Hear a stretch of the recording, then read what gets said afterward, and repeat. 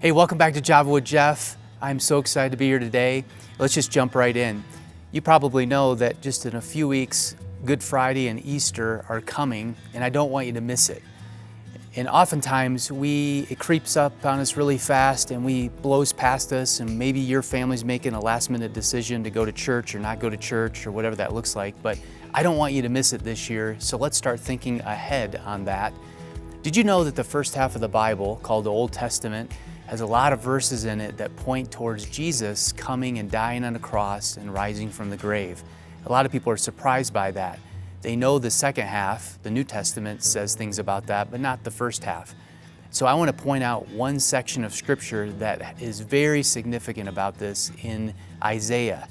Isaiah the prophet wrote, particularly in chapter 53, some significant verses that point directly to Jesus.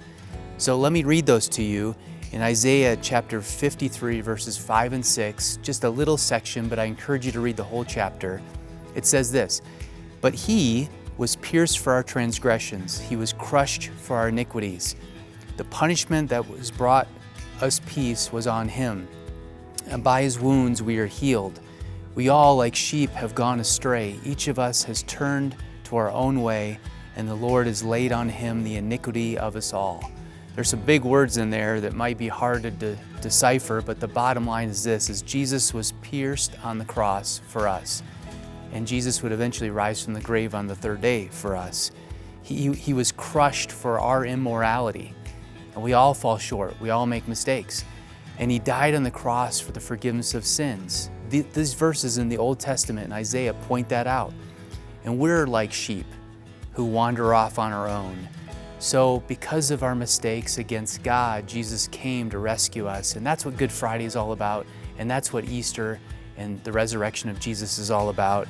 And so it's fantastic news, good news, for Jesus to come, have gone to the cross for us, and to rise from the grave so that we could have the forgiveness of sins that we need.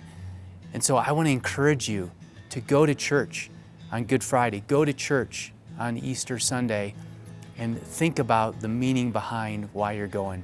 I hope that's encouraging you today. I hope you look forward to Good Friday and Easter, and you're starting to plan ahead already. So be encouraged today. We'll see you next week.